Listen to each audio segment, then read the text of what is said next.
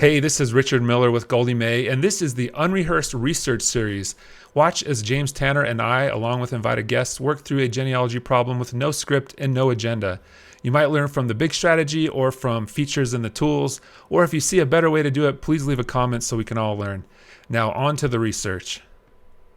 Okay, welcome to episode 22. I'm here with my co-host James Tanner, and today he's got a case for us to look at from Vermont. James, you can take it away. There we go.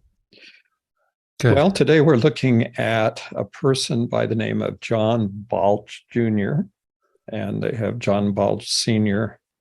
The senior and junior designations are generally put in by people who didn't find anything about them being junior and senior.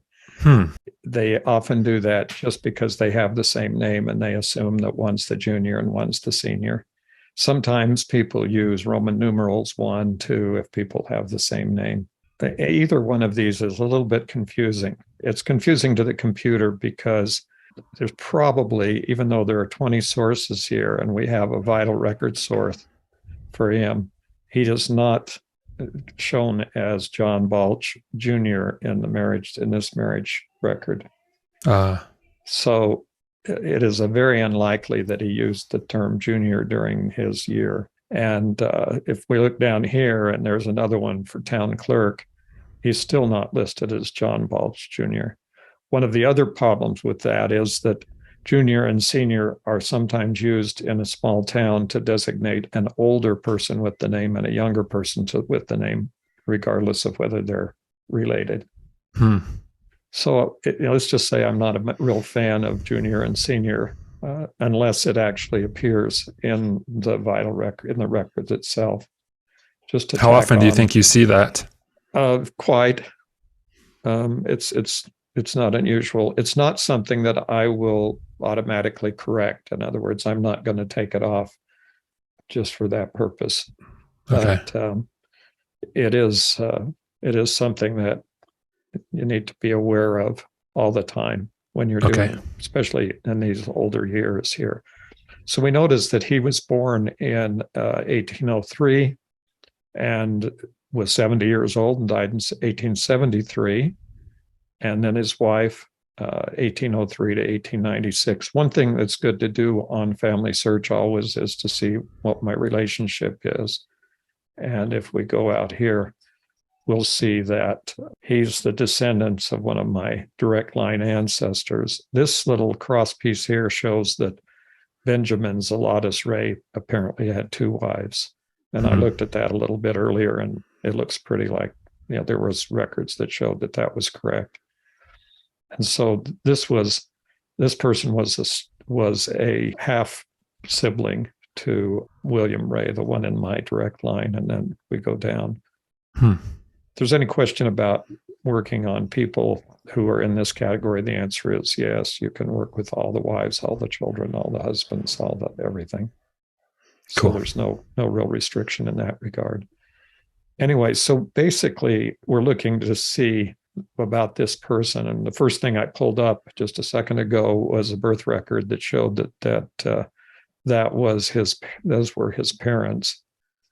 His parents in this record were Julia Pond of marriage, it was Julia Pond. And then down here in the vital records, there was the names of his father and mother.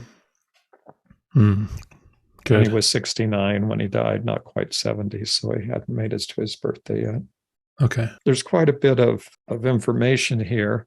One thing you do want to check always when you start out looking at a person is whether or not the information has been transferred to the FamilySearch family tree into the details part of the record. So when you're looking here, you'll see that there's the birth record, and then there's also a book referenced. Well, that's interesting. So basically, let's look at this book, and we'll pull up another tab here and go look for the book.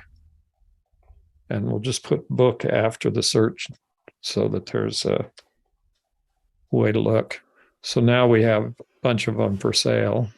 And then here's a second edition of it. There's a first reunion organization of the Balch family on Amazon for sale. There's that book on Google. And what we're looking for is to see if perhaps it's online. This book is The First Reunion and Organization, and it shows here in archive.org. And then there's the Balch family that shows up in Open Library. So let's have a look at that. That's not really a reference. It's not a good reference to that book. Somebody put that in, but didn't put in all the information. Let's try one more page. Normally it doesn't matter if you do that, but there's a Facebook page, then there's some references to him. So it's not going to be easy to find that book. It may be available on FamilySearch, so we'll go back. James, before you leave Google, I'm wondering if we should look for him.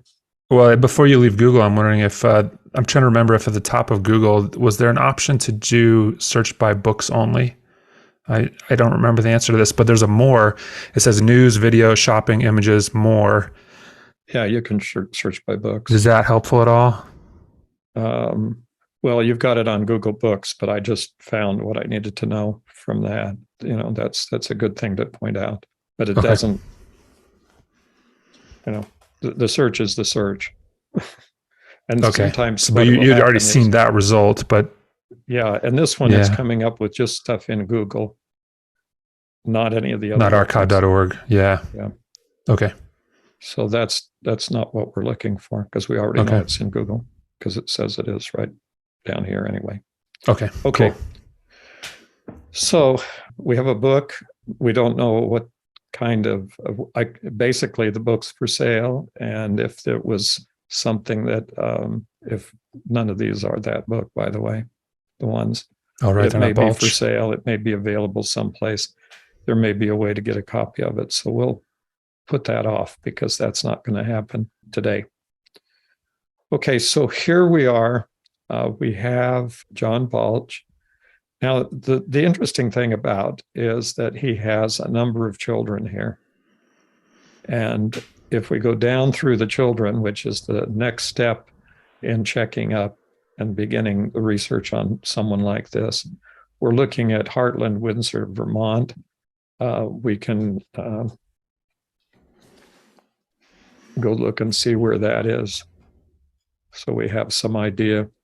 There it is. There seems to be Heartland, seems to be a popular name. It's kind of an area. Oh, yeah. There is a little town down here called Heartland. These people apparently lived pretty much out in the forest. If we pull up the street view, we should be able to see this is the crossroads here.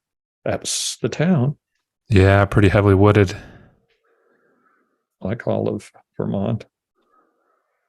And so it's basically, this is the little place. So the fact they lived in Heartland meant that they could have lived out on one of these farms out here in the forest. That's pretty thick forest. Looks like what's outside my window. So basically, we got an idea here. And the reason for doing this initially is to get a feel for, is this a big place? Is it a little place? Can we expect to have 6 people with the same name who are not related? Or is it, if this person's living here, the chances are anybody with that name is related to him, because it's such a small place. Yeah. Kind of unusual. I seldom find that anybody outside of an area like this lives here that has any kind of history with a bunch of children born in that area. So if we go back to the list, we go down through, and then the second one here is born in Granville, New York. Well, let's see if that's even feasible. So we're going to take Heartland and drive over to Granville and see what that means. It's like 71 miles, and it would take walking, it would take about 2 or 3 days, 4 days, maybe a week. Okay. Depending on the circumstances. And going back to the basic question that we always have is, when the baby was born, the mother was there. And so did Julia Balch, Julia Pond Balch, get in a wagon and go 71 miles away to have a baby and then come back to have the next baby in Vermont? Yeah. The answer is unlikely. This is unlikely, and this person is probably, if this is correct. So how do we know? Well, we can check here, and we see sources, and it looks like she's in the household of Henry C. Campbell all the way down. And there's a Canadian border crossing. Campbell. There's nothing here tying her at all to the Balch family. So this is like the husband, and you're seeing her kind of at least 20 years old and later. And so we just don't know much about her parents from this. Well, we don't have at least from the titles there. We don't have anything that tells us, like, for instance, here, census says she was born in Vermont, but that doesn't help us to locate her at all. So the question here, of course, is her name only shows up as Elizabeth Campbell, born in Vermont. There's got to be something else that tells us that she's related to this family, and that's obviously not happening here. If we go to the birth and look at all of the records here, we'll see that there's none of them that list that book that's been in the first, that was initially listed. So it's doubtful that she was even at the list. And there's nothing I can see here that would even indicate why she's attached to this particular family, unless the fact that somebody says her name is Balch. And once again, they're all in the household. Here's Elizabeth Campbell, 1903. And let's see what that says. Now she says her father's name is John Balch and her mother's name was Julia. So when they have her, and they say that she was born in Vermont, in Chester, Vermont, and that's John H. Balch. So let's go back and see if that works. Down here, they have him in with John Balch Jr., Julia. It's possible.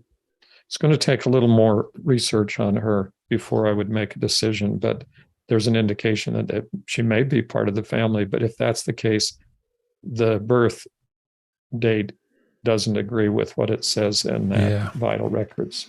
And so she would not have been born in New York. She would have been born and if she was born in New York, she's not the one in the birth record that was born in Vermont.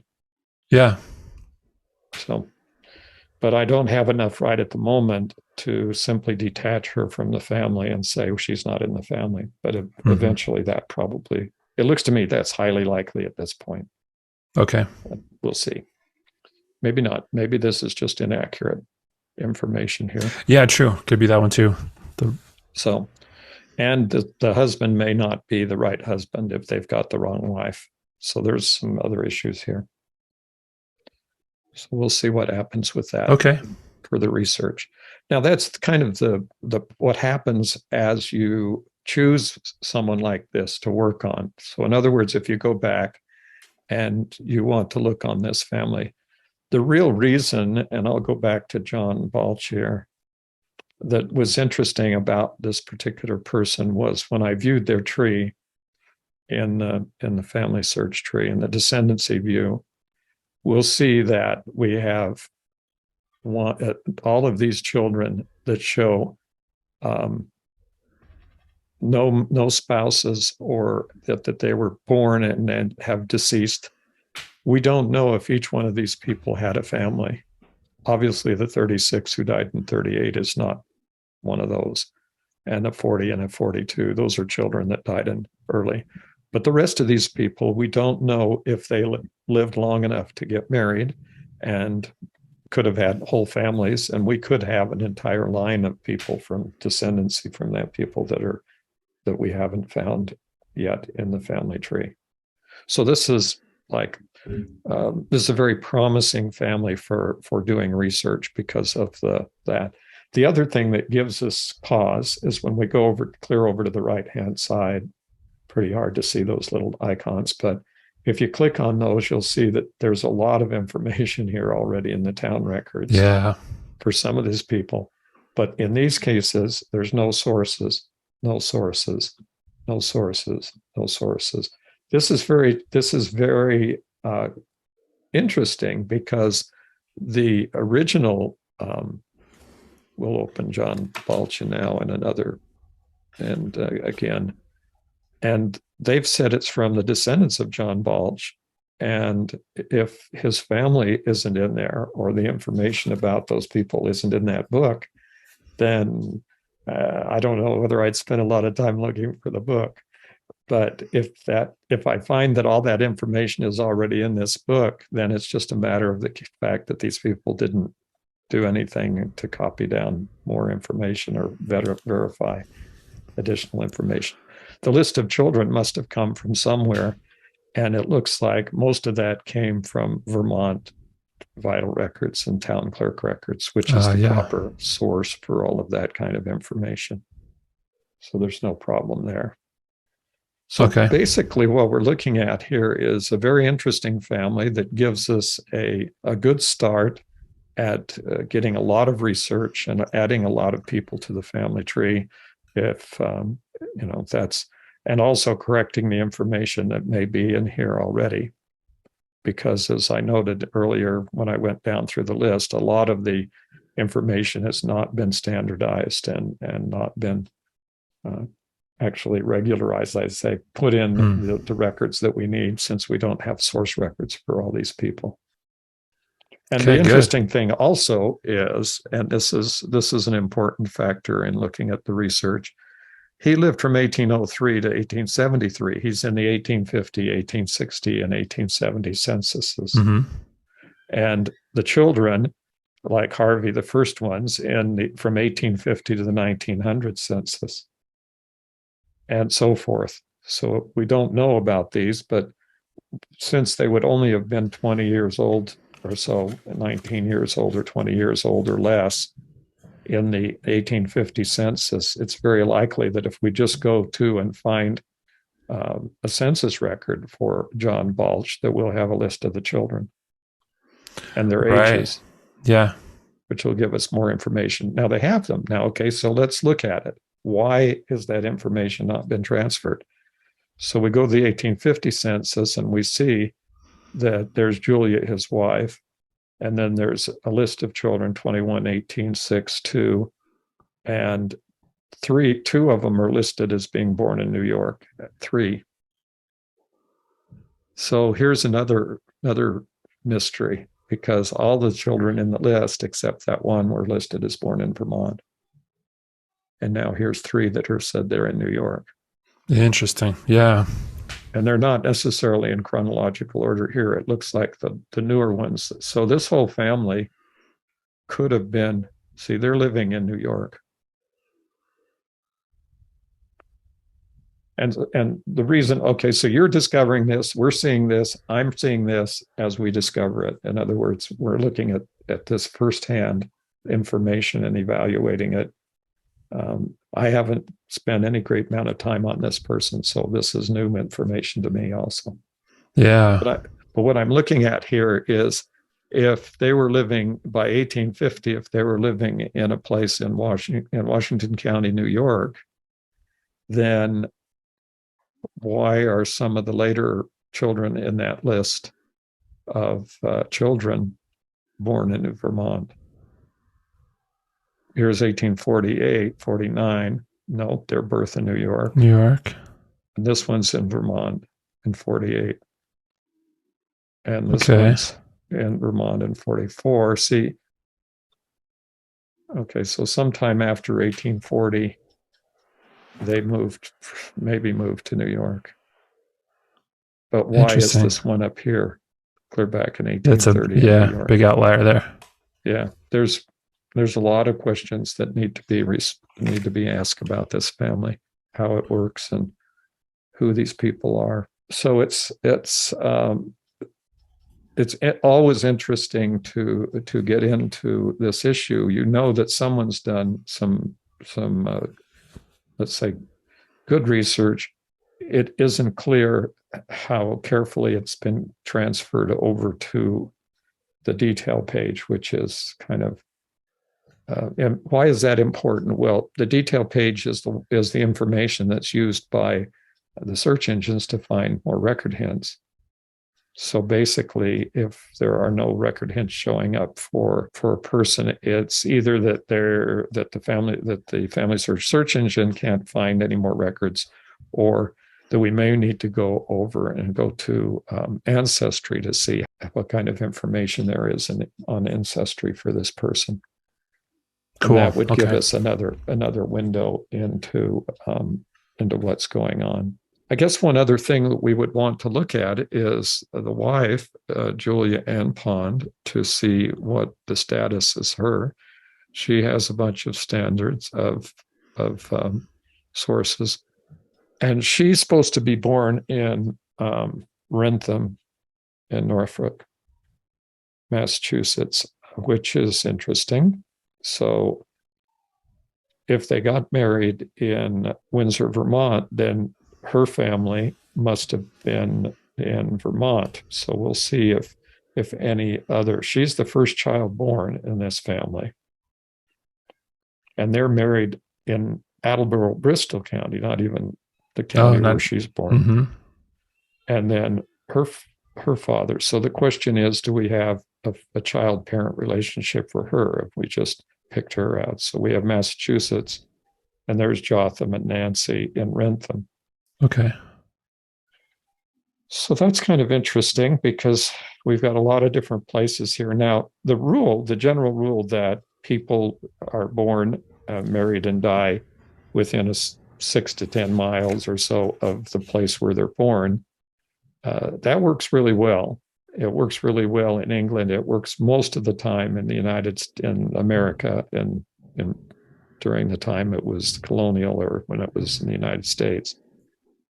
But when you get into these counties in Vermont and up in the northern part into Maine and New Hampshire, those were areas of expansion. They were directions in which people traveled when they were looking for new land or when they were looking for a place to move and get some land. And so it's not unusual to see movements. At one time, I had a lot of my ancestors in Connecticut, and the subsequently was finding records for people with the right names and everything in Vermont. And that was a mystery until I finally did some history and found out that very early on, even before the Revolutionary War, they began promoting land sales in Vermont. And so it was not unusual to have somebody who lived in New York or more further south to have moved into Vermont. And then what usually happened was after a few years, they got really tired of the cold and the snow and the short growing season. And so then you see an exodus out of Vermont down into New York, which was the next developing area. And so they begin to go into the upper New York state and further west as time goes on. So they go into Ohio, they go into the states, further states into Indiana and Illinois. So they were the type of people that would move if they needed to. Yeah, they weren't going to stick around. They didn't stick around if they wanted to move. And so even though that you have that underlying rule, the thing that you would like to see, though, is in the 1850 census, when he's here in New York, is to go through the census record real quick, look at it, and see if there's any either his relatives, the Balch family, or if there is anybody from her family. Among the neighbors. The Ponds. Yeah. So if we go back an image and just start looking,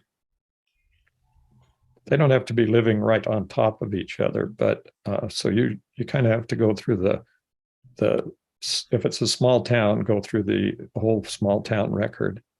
This is about 114 pages in this set, so that's quite a bit to go through, but it'd be worthwhile just to go through and look at it to see if there's either of those families happen to be a reason why they may have moved, or is it someone else moved with them, and that would help to substantiate the move as well as substantiate the family. Cool. So that's the basic process to get started. Okay, good. Well, James, any other thoughts as we wrap up? Well, kind of summarizing, when you approach a new family like this, I would always encourage people until they get some extensive language skills and have some, good skills for reading the handwriting, to start with families that were born no earlier than the very late, like 1780, 1790, because what they're going to do, and that's in the United States, and what that means is they're going to hook up with the 1850 census, at least, if not the parents, the children will live that long. And so when they start showing up, then that makes it much easier to identify the family. Otherwise, if you start jumping back into people that died or lived and died before any census records, even the 1790 census record, which is kind of a checkoff letter, checkoff census where you get tick marks for people. It's sometimes are useful and can help to verify that a family was present. But on the other hand, it's more of a challenge. And so depending on your experience and your desire to learn, it's a good idea to learn in the mid 1800s. A lot of people say, well, it's all done. My parents did, somebody did all this.